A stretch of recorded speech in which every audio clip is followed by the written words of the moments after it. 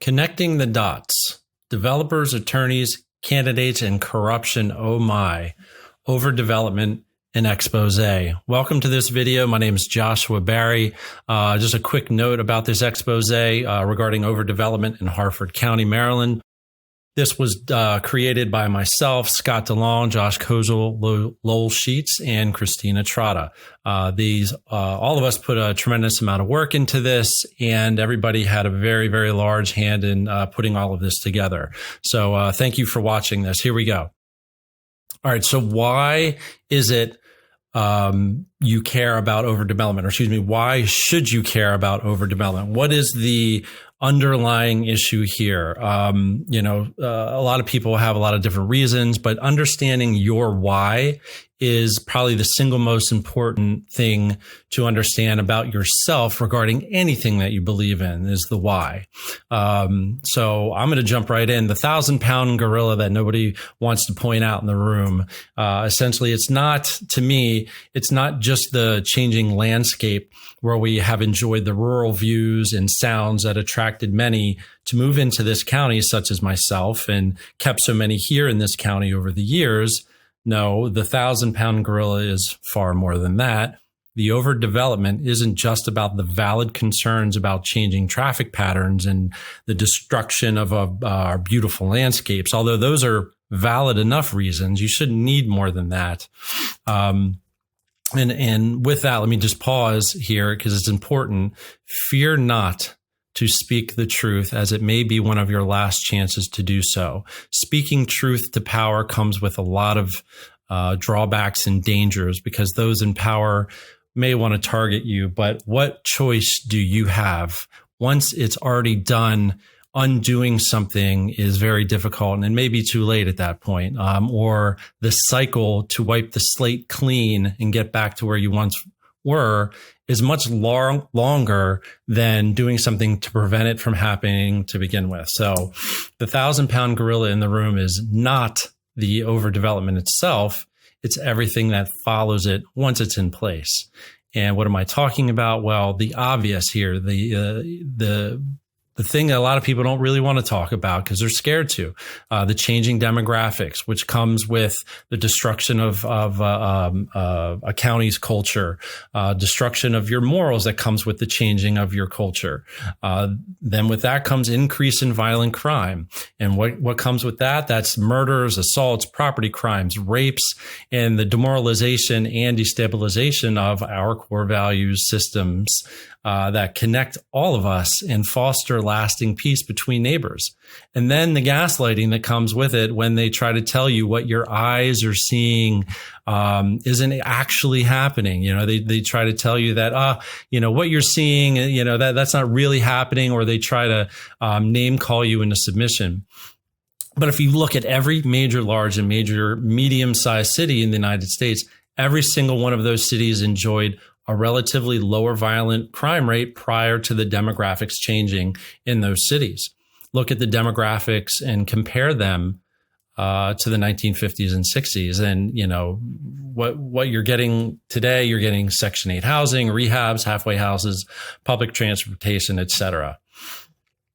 So we enjoy this semi-rural landscape here in Harford County. We enjoy not fearing walking around outside. We enjoy those things that, not because it's a privilege, we enjoy those not because they're a privilege, but because generations before us worked hard to create that environment for us, and generations after them worked hard to preserve it. There is no privilege about having peace in your community. It requires constant tending to, like a garden. But even peaceful Baltimore, but even the peaceful Baltimore of the 1950s and prior could not withstand the long-term effects of being overdeveloped and raided by politicians who only know how to take, criticize, destroy, and gaslight the communities that unknowingly welcomed in an ideological cancer. Due to Baltimore's love for high-density housing and Section 8 HUD handouts, Baltimore has turned into one of the most dangerous places in America to set your foot in. I myself had a window bashed out while I was at a light in Baltimore on Monument Street. It was a mere day or two after the 2016 election, after Trump won. And I remember hearing at a stoplight a bunch of racial slurs, and out of the corner of my eye, I could see somebody pointing at my car and then they smashed out the rear quarter panel of my vehicle and then ran off. So, the good quality of life in Baltimore is slowly but surely creeping up Route 95. So now that I've successfully got your attention, let's get into some of the weeds and show you the necessary, yet possibly boring connections, but important ones that cover exactly who in our ruling class have been aiding in a similar fate for Harford County, which is the overdevelopment problem in our county. Understand this, though, as I show all of this to you. Urbanization of a rural county like Harford County, slowly and incrementally, the way it's being done is the shoe in. That leads to a lot of other problems and disruptions, as I'll illustrate near the end. So pay attention and try to keep up. Here we go. So meet our family tree of urbanization and overdevelopment. There's some photos here at the top of some people I'm sure that you can recognize. And then, of course, developers get involved, attorneys, realtors, political henchmen, Harford County Planning Advisory Board, County Council is involved in this process. And then the Rhino Clubs. What do I mean by the Rhino Clubs? Well, if you don't know, Rhino means Republican in name only. And what I mean by the Rhino Clubs, there are organizations that are designed to support Republicans, but unfortunately, the Republicans they support really deserve a D next to them. And then these clubs don't really call out these Democrat, in Republican clothing politicians and really read the Riot Act to them as necessary. I mean, our job is to keep these politicians responsible. If they're Republicans in office and we voted for them, they should be conserving our values, and they're not even close. Make it make sense. Yes, some of this will be confusing, but I am going to do my best to show you how all of this fits together here and try to teach this to you guys so that you understand how these dots connect. So here we go. All right, let's start off with Barry Glassman. Okay, Barry Glassman is the county executive for Harford County. Let's put him in the box there above. And you've got the Planning Advisory Board and the Development and Advisory Committee. These are groups that are a part of the executive branch, although there's a lot of different things that are a part of the executive branch. Let's put these guys in a box right here. And what they do, they make recommendations to the Director of Planning and Zoning and the County Council relating to master plan, zoning maps, rules and regulations relating to planning and zoning. And then you've got the Development Advisory Committee. They advise the Director of Planning and Zoning regarding major subdivisions and other large-scale developments. Okay.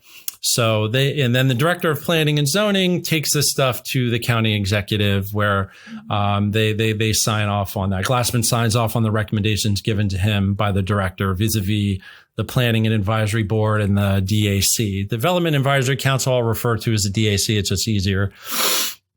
Okay, so as I mentioned, these are part of the executive branch of the Harford County government. That's like the president of the county, just like the president of the United States is the executive branch of the country. The county executive is like the president of this county. So that's important to understand here as I'm going around. Okay, so just a little bit more about the DAC here. They're composed of a lot of different groups: the Board of Education, Army Corps of Engineers, Department of Parks and Recreation, Planning and Zoning, Public Works, Fire and Ambulance Chiefs Association, so on and so forth. There's a lot of people that go on that have input on this committee here. And so what then happens is the county executive takes their information and they make recommendations to the county council, and the county council will then decide what's called the development envelope. So what that is the target area for growth to maximize efficient use of public infrastructure. That's this green area here in this county. And just to kind of simplify, extremely simplify what that definition is, They look at all the infrastructure that's currently in place in the county, and they kind of decide an attack plan as far as what's going to get built, or if somebody wants to build, what kind of county infrastructure needs to be installed or built for that construction to take place. And that's ultimately decided by the county council. And then, of course, the executive has a lot of input that they can pass along, that the county council can take under advisement and incorporate into their decision making when it comes to the development envelope. Okay, so let's push our executive branch to the side a minute and talk about the county council, who were working in tandem with the executive branch. They're the legislative branch of government, which is what our county council does. Okay, and as I said, they decide the development envelope. But what else they do with regards to planning and zoning and construction, they can modify the zoning codes. There's certain tweaks that they can do, and they can serve as the Planning and Zoning Board of Appeals. Okay, so remember what I just said about what happens under the authority of the executive branch and the county council, and then you've got the advisory board over here on the left and the DAC on the right, the director of planning and zoning, and they decide and that has input with the county council for the development envelope. But I would just want to impress upon you guys, so between these two entities, the legislative and the executive branch, they decide what gets built, where it gets built, how it gets built, and who builds it, who gets to build these projects. So that's a big one to understand when you get to pick and decide who gets awarded these contracts. Okay, so we're going to go into developers and influencers, but just a quick disclaimer before I go any further. We are not anti-business. This is not a hit piece on construction companies. These are just outlining the facts as we see them and connecting the dots so you can understand how the system works. I mean, one of the most successful economic reversals in history relied heavily on business. So we're not tone deaf to that understanding. This expose is merely done to shed light on the mechanisms at play that we feel, although it may not be illegal, are wholly corrupt, self-serving, and against the will of the people, and do absolutely nothing to preserve traditional and or conservative values. And I, for one, would support laws stopping this level of self-serving corruption. It's certainly not illegal now, but ethically, is there a problem with politicians taking money from certain groups? How many times have we observed money donations influencing a politician's policy decisions? I'm sure we can think about oftentimes how that we suspect that the donors have influence over the politicians, and how fair is that for the little people? Okay, so let's put these developers up here. Let's kind of go through some of these. We have Dixie Construction, that's I believe headed by Sean Pyle. They're in charge of the James Run project. The Dreschers, they have a company as well as the Ten Oaks Builders. That's responsible for the New Points rehab debacle on Ogden Court. They also operate under Sky Hotels, Sky Arundel 1 LLC, Sky Arundel 2 LLC, Edgewood Corporation, Tayside Properties, Glen Marsh LLC, Elementrix Group. The Dreschers we have seen all over now defeated county executive candidate Billy Boniface's literature. So, they have some strong ties to the executive branch here, which Billy Boniface is currently still a part of until Glassman's term is up. We've got Comer Construction, Mike Euler. I'm going to go into Mike Euler here in a minute. Keystone Custom Homes, Chesapeake Real Estate Group. We got Craig Ward. He's got a few companies under his name. Goddard Companies. So Goddard sat on the redistricting commission with Roby, and he got appointed to replace Bush Tilley on the liquor board. So that's noteworthy. We've got Klein Family Development Corp as well. So what we're going to do is we're going to isolate Mike Euler here and bring him up here. So just go into a little bit about Mike Euler. Euler was involved in picking Allison Healy and also a major financier of Allison Healy to run against Peisinger for state's attorney. He lent or donated his properties for huge sign displays, a sea container of his for Healy's office. It was also told to me from somebody kind of well connected to this, and this is a direct quote, Euler runs Falston. So take that as you will. And if anyone locally remembers, this is how Mike Euler handled the Healy win after the primaries where Al Peisinger lost to Healy.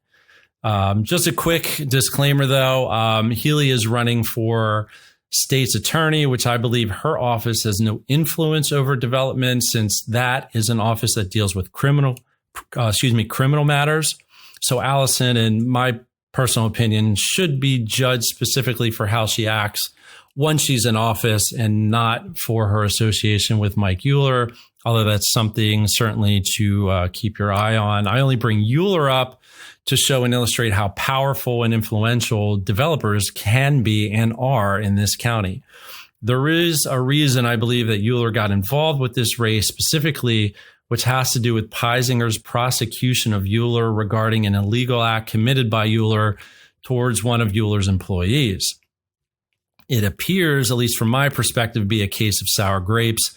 According to Peisinger, he tried to work with Euler to resolve the issue to no avail, which ultimately led to Euler's prosecution. Okay, so let's start shaking some of the leaves down out of this tree here. Let's see who comes out of our tree first here.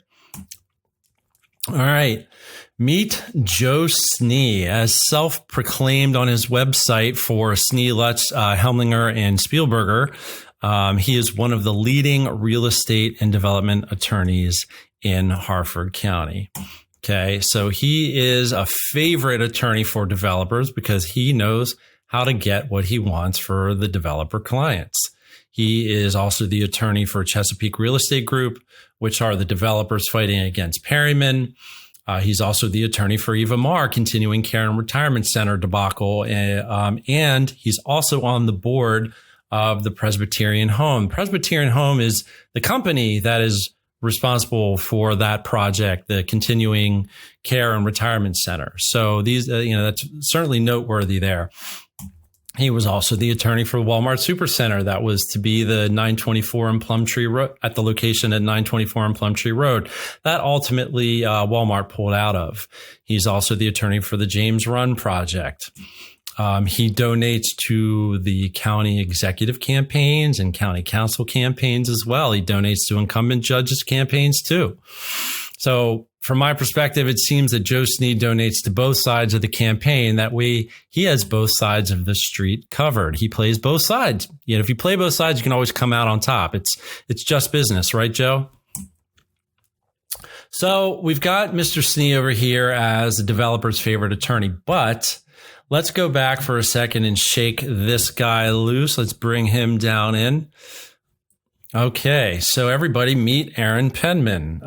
Aaron Penman is a Harford County Council candidate for District B. He's also the president of the Deputy Sheriff's Union. He's also obviously a deputy sheriff as well.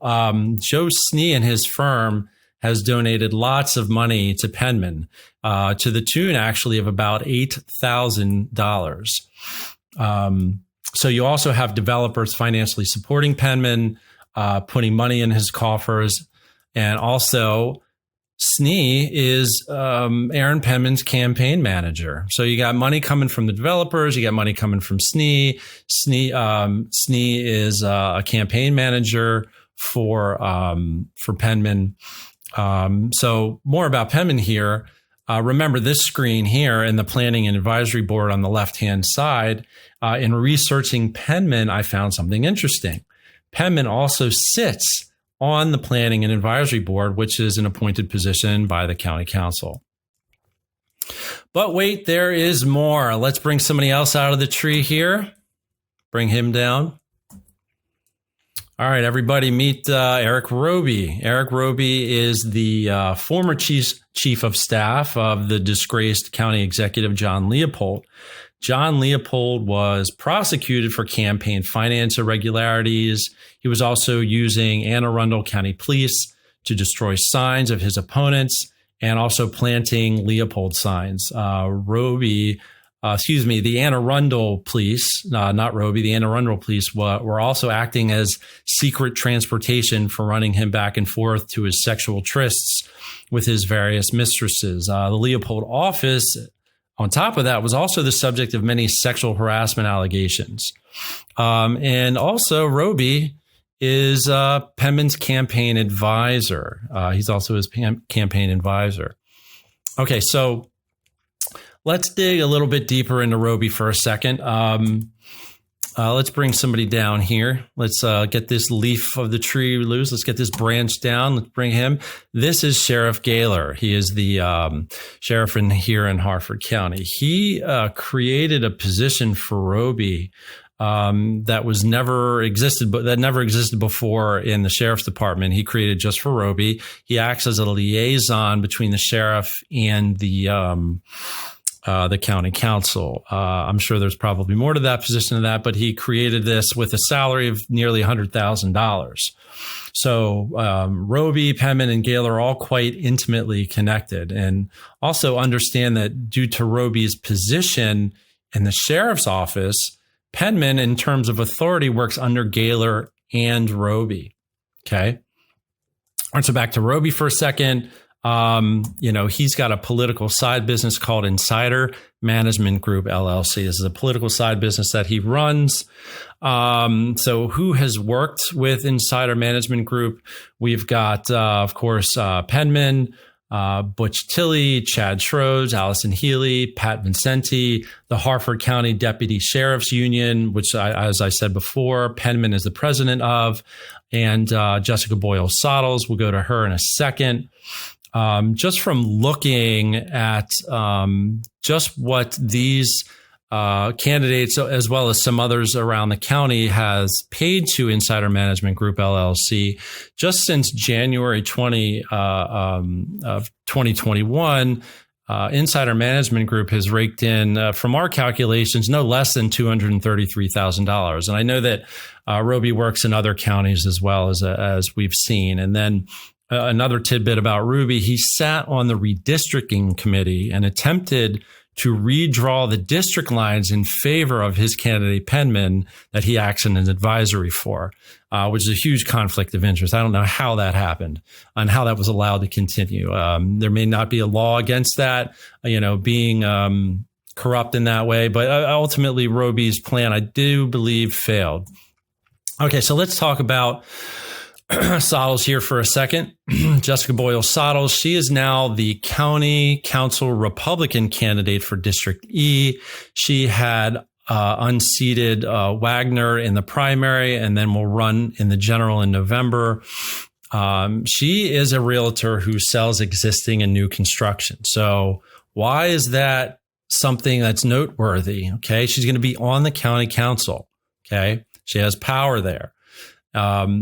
She sells new homes. So new homes for sale means new construction. New construction means more money. More money means a happy county council Sottles, which she'll be inclined to make sure everything that she's in control of, zoning codes, board of appeals and stuff, goes in favor of her wallet. Now that's suggestive. I understand that, I can't predict the future, but certainly with something like that, that's pretty noteworthy. She stands to financially benefit based off of the decisions that the county council makes and what happens at boards of appeals. And additionally, it goes even further. Her and her husband own an excavating business called Site Services. So again, new home construction means more jobs for site services, and more jobs for site services mean more money. More money means happy Jessica Sottles, which then she may be more inclined to side on the side of her wallet versus the interests of the voters of this county.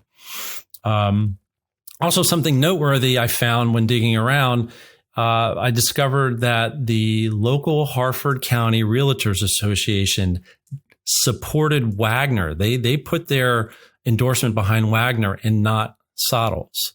So, what can be deduced from such a realization that a realtor wasn't endorsed by her own local association?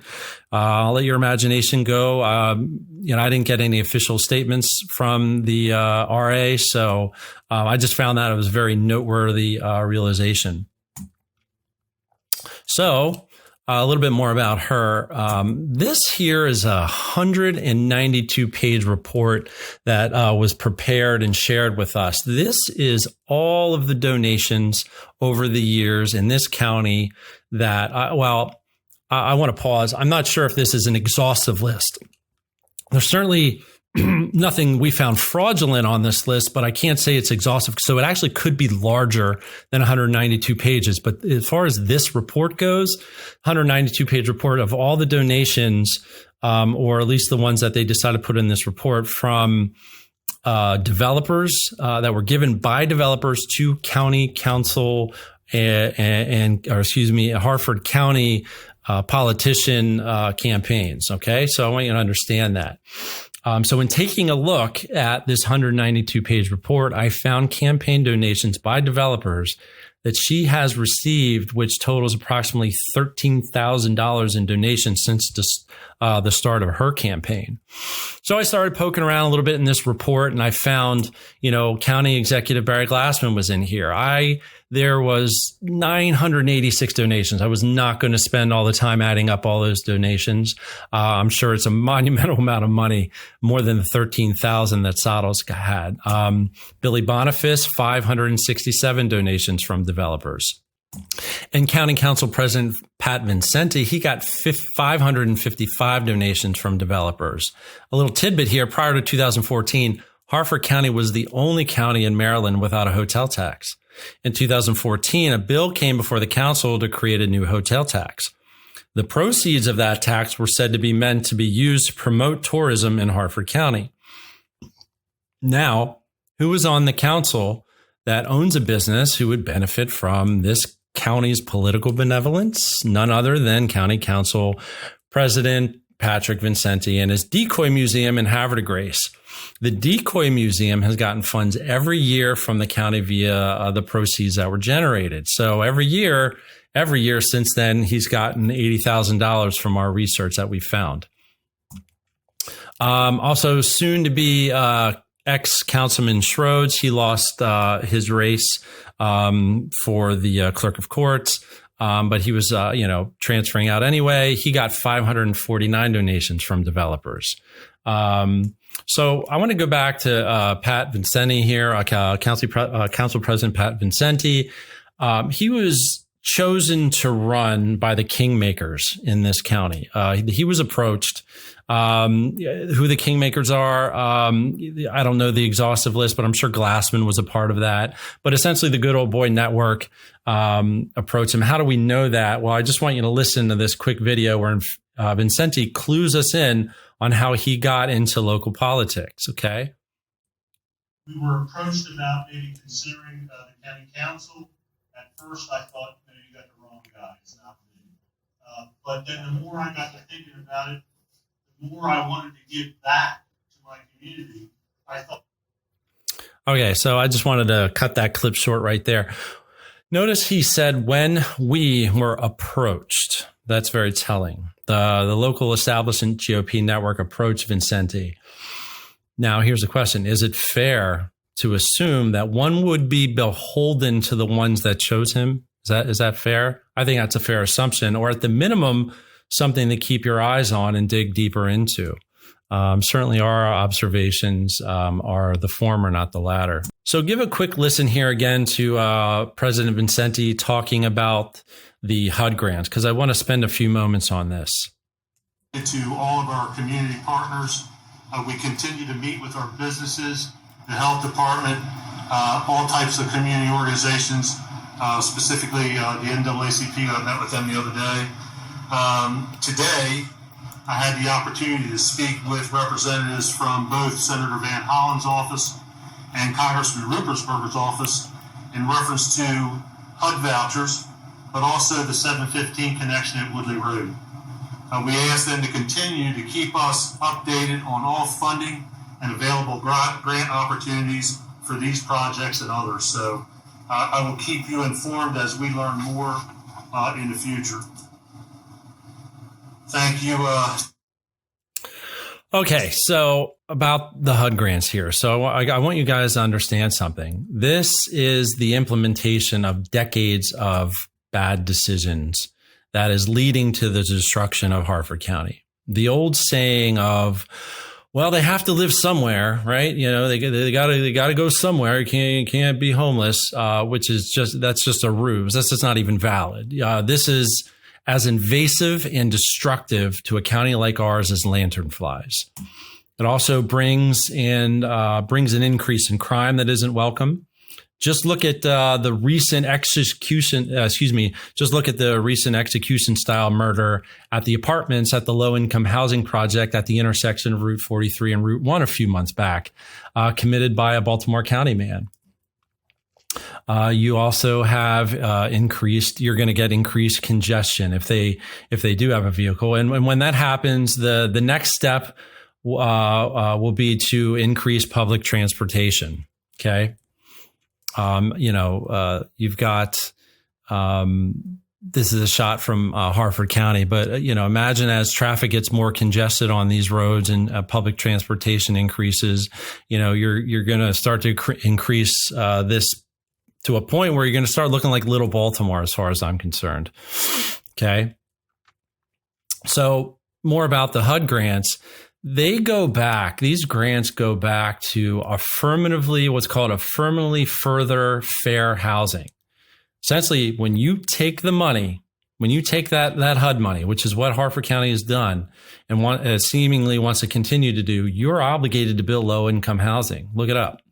They want to eliminate the suburban single-family detached homes. They want development to go up and not out. The people causing problems in the inner cities are then moved into the city, moved from the city into the burbs.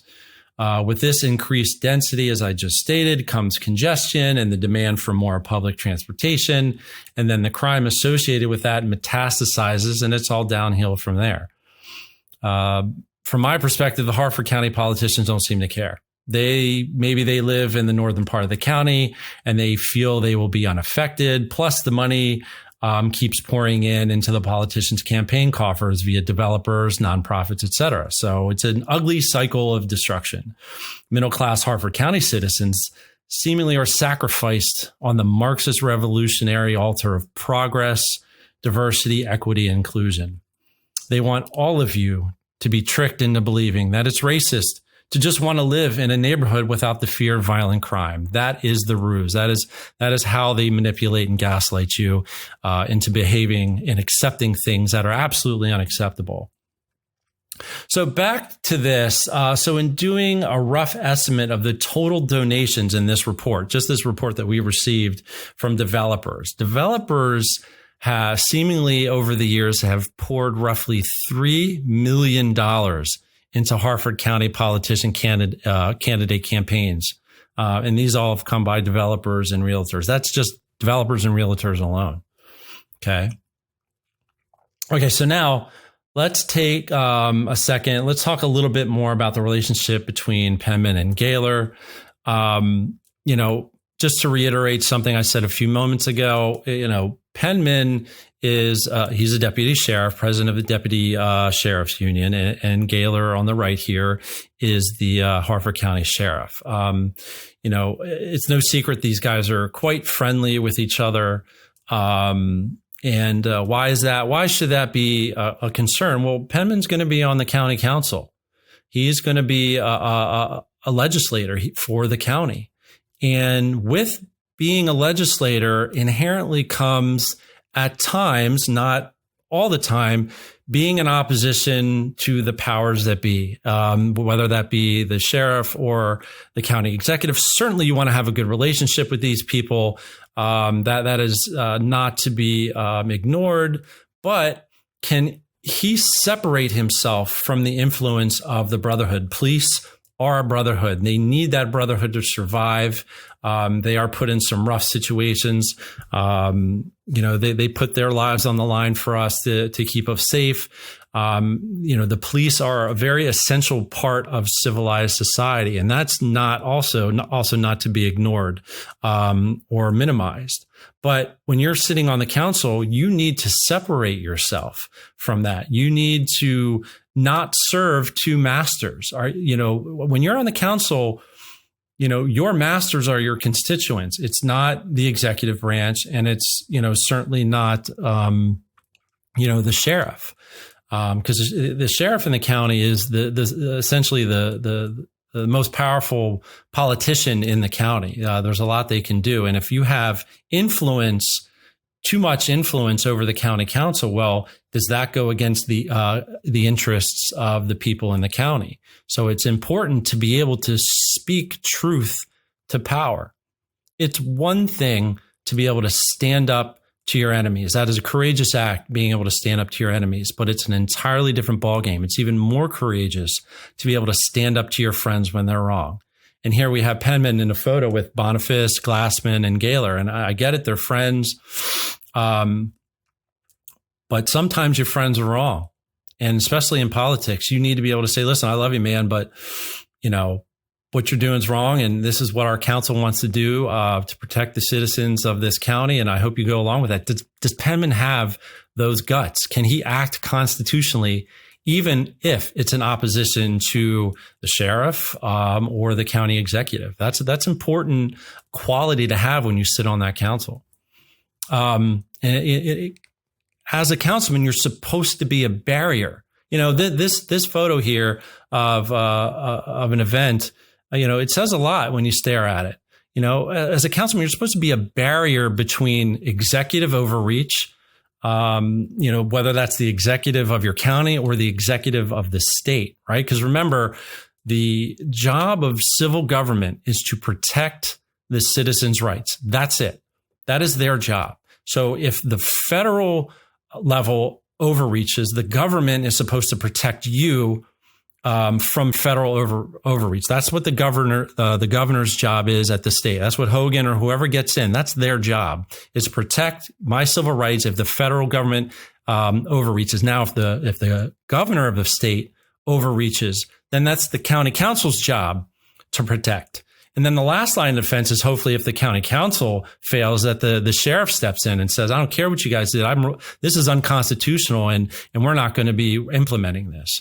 So your county council is supposed to be a barrier to executive overreach. And as we saw the last 2 years with businesses being shut down and what was happening in our schools, our county council failed at insulating and protecting this county from unconstitutional government overreach at the federal and state level. And, that's with Penman here, it's something certainly to keep your eye on. Okay. All right. So quick review. So you've got your, and this is important. I'm going to try to shorten this here. So, and compress all of this stuff that we've just learned. So you've got your construction developers in Harford County, and then you've got your politicians. Okay. And from there, the developers then funnel millions of dollars to said politicians, as I've proven here earlier. And this is done in the hopes and as thanks for getting awarded contracts and getting the county to approve projects. And if the Board of Appeals gets involved, they've hopefully purchased enough favor with the county council to have their appeals hearings go their way, or also get the council to modify the zoning codes in their favor. Okay. And if any of these developers ever get into trouble and need to push something through, they all run to their favorite superhero attorney, Joe Snee, who will fix everything. He is well deep in the pocket of all the politicians, the county executive, the county council, and especially judges, where he has even run their campaigns as campaign managers. Okay, there's Joe Snee again. And, Snee has been the campaign manager or heavily involved with at least 10 different judges from my research. He's ran the campaign specifically for 3 county executives. See, in this article from the Aegis, he's actually bragging about those things. Now, is any of this illegal? We're not saying it is. But when you understand how these pieces connect together and how they insulate their network of power, how the little people are left out all the time from what we want and what, why we put these people in office to put our values forward as Republicans. And that just doesn't seem to happen, which is why this county is getting urbanized at a lightning speed. Okay, so just a quick review of these three here. Penman sits on the Planning and Zoning Advisory Council. I believe he's also on the Republican Alliance. He's associated with them as a board member, but don't quote me on it. I think that's true. Soon to be elected to the county council if he wins. He works under Roby and Gaylor. Sottles was picked by Boniface. We know that, but if you're looking for, evidence of that, just look at her signs. That's it's the hallmark Boniface, construction of her signs, but it's no secret, at least in my circle, that she was chosen by Boniface. She's also a realtor, but that wasn't endorsed by the Harford County Realtors Association. And she owns a new construction excavating business.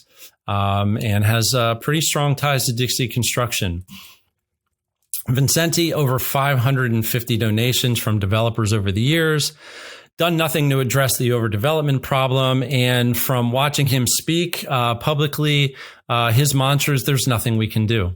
And I just want to say this to all politicians. If you're watching this video, there is never nothing you can do. Even if you swing the bat, the constituents know and can watch as you swing the bat. If you miss, we will recognize that as effort. But when you just say there's nothing we can do, even the usage of your First Amendment, you're still a citizen of this county. You can still speak out. As a council member, you can still speak out. And there is never anything you can do, even if it's just to use your voice. You are not fooling the people of this county. We are frustrated with this attitude. You are legislators. We expect you to legislate.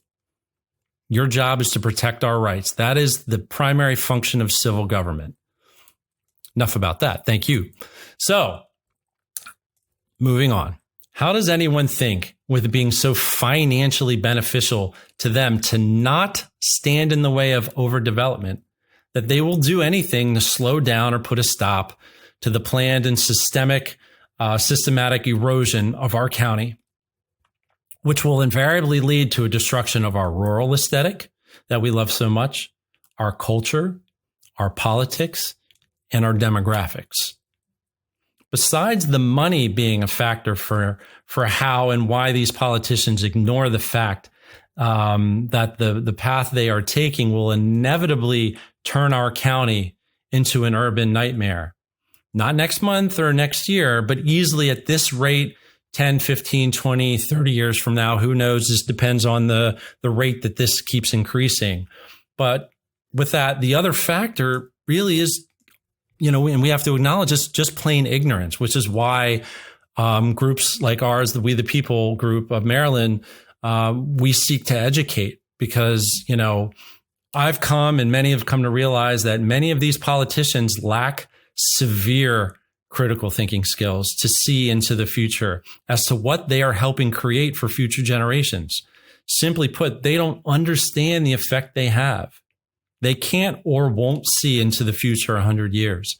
Their short-sightedness knows no ends. Our county, as I've said, has applied for HUD grants for Section 8 housing. Those plans are already moving to tear down historic homes to put up Section 8 housing in Bel Air. And when a city becomes over-urbanized, as we've saw through the summer of love of the 10 months of riots throughout the country, we know it comes with that. And again, to put a cherry on this whole presentation and restate clearly and in more detail why you should be very concerned about the overdevelopment problem, let me spell that out for you even more clearly. Okay, let me simplify this for you. More buildings and warehouses equals more of a need for more cheap employees. And that equals a need for lower income housing. And that equals more public transportation. And that equals low impulse control, violent hordes pouring into our county, being imported from other places, which equals more violence, more shootings, and more terror. And then what does that actually turn into? Well, us moving one more subdivision down the highway to run away from the encroaching, unstoppable hurricane of terror. Are you ready to and willing to give up your county that you love so much? Bottom line here, folks, is that if we don't put a stop to this, it will bring us to this. This is what happens to cities that have been overdeveloped, crammed with Section 8 housing, raided by politicians who just want to stuff their pockets before they die, and citizens who sit back and sit down and just let it happen, all because they guilt you, gaslight you, and name call you into submission. Stop being afraid and start standing up. Thank you guys for being the patriots that you all are. Thank you for standing up and standing with us. The first step to standing up is being educated and informed. And by you coming to our website and watching our videos and coming to our meetings consistently with us month after month, you're taking your future and your children's future, our children's future, seriously enough to do something about it. We are in an education era now, in my opinion. We need to not only spread this knowledge to our peers, but also to our children and grandchildren so they can continue to carry on this fight after we are gone. And I can't thank you all enough for sticking with me through this presentation. Thank you.